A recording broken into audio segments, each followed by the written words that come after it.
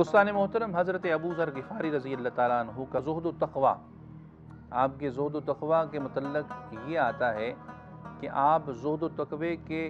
اس منصب پر فائز تھے۔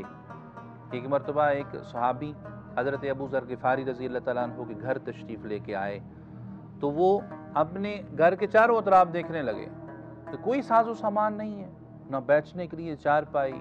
نہ کوئی کرسی، نہ کوئی ایسی اور چیز، اور برتن تک بھی بالکل محدود سے۔ انہوں نے سوال کیا، یا ابا ذر، آپ کے گھر میں کچھ بھی نہیں ہے، کوئی ایسا ساز و سامان نہیں؟ تو ابو ذر غفاری رضی اللہ تعالیٰ عنہ نے فرمایا، اے میرے بھائی، کیا پوچھتے ہو؟ میرا ایک اور بھی گھر ہے اور وہ گھر اس سے اچھا ہے، اس لیے میں جو اچھے والا سامان ہے وہاں بھیج دیتا ہوں۔ وہ جو سائل تھا، جو صحابی تھے، وہ حضرت ابو ذر غفاری رضی اللہ تعالیٰ عنہ کی جو مراد تھی مخصوص سمجھ گئے کہ ابو ذر غفاری کا مقصد یہ ہے کہ وہ آپ اپنے قبر و حشر کی تیاری میں مصروف ہیں۔ انہوں نے پھر سوال کیا، یا ابا ذر، بے شک اگلا گھر یعنی قبر و حشر بھی ضروری ہیں، لیکن یہاں رہنے کے لیے بھی کوئی ساز و سامان ہونا چاہیے۔ تو حضرت ابو ذر غفاری رضی اللہ تعالیٰ عنہ فرمانے لگے کہ جو گھر کا اصل مالک، یعنی اس گھر کا اصل مالک، وہ یہ چاہتا ہے کہ میں یہاں پر قیام میں دلچسپی نہ لوں۔ خالق رز و سماوات اپنے بندے سے یہی چاہتا ہے۔ اور طبقات الشعرانی میں یہ روایت ہے کہ ایک مرتبہ شام کے گورنر نے، امیر شام کی طرف سے حضرت ابو ذر غفاری رضی اللہ تعالیٰ عنہ کو 3000 درہم اور ایک روایت میں 30,000 درہم آئے۔ اور یہ میں جو روایت درج کرنے لگا ہوں، یہ اہل حدیثوں کے ایک بہت پیارے عالم دین ہیں،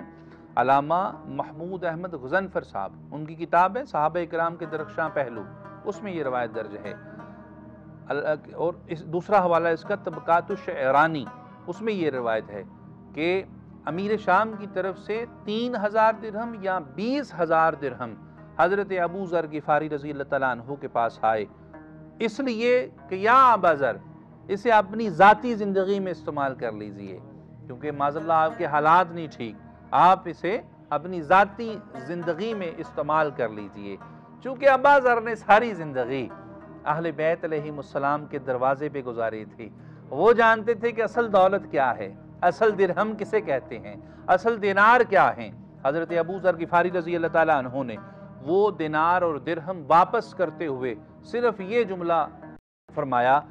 کہ میری طرف سے گورنر شام کو یا امیر شام کو یہ پیغام دینا، کیا پورے شام کے غرباء کو یہ اتنے درہم دیے ہیں، یا پورے شام میں میرے سوا کوئی اور غریب نظر نہیں آیا جو مجھے یہ درہم بھیجے جا رہے ہیں؟ تو حضرت ابو ذر غفاری نے وہ درہم اور دینار واپس کر دیے، اور پھر دوستان محترم ساری زندگی آپ کے زہد و تقوی کا عالم یہ رہا۔ اور ایک روایت میں آتا ہے کہ آپ رضی اللہ تعالیٰ عنہ کی ذات اقدس جو لباس، جو خرقہ اور جو خوراک خود آپ فرماتے تھے، جو لباس خود پہنتے تھے، وہی لباس اپنے غلاموں کو پیش کرتے تھے۔ آپ کے پاس ایک غلام تھا، ایک مرتبہ ایک صحابی آئے، دیکھا وہی لباس ابو ذر نے پہنا ہوا ہے اور وہی لباس آپ کے غلام نے پہنا ہوا ہے۔ انہوں نے سوال کیا، یا ابا ذر، آپ نے جو اتنی چست اور تنگ لباس پہنا ہوا ہے، یہ جو آپ نے غلام کو دیا ہے، یہ سے نہ دیتے، آپ کھلا سلائی کروا لیتے؟ تو ابو ذر غفاری رضی اللہ تعالیٰ عنہ نے فرمایا کہ میں نے اپنے محبوب کی زبان سے یہ سنا تھا کہ جو چیز اپنے لیے پسند فرماؤ وہی اپنے غلام کے لیے پسند کرو۔ تو اس وقت سے لے کے آج تک میں جو پہنتا ہوں وہ اپنے غلام کو دیتا ہوں، میں جو کھاتا ہوں وہ اپنے غلام کو دیتا ہوں، جو اپنے لیے پسند فرماتا ہوں وہی میں اپنے غلام کے لیے پسند کرتا ہوں۔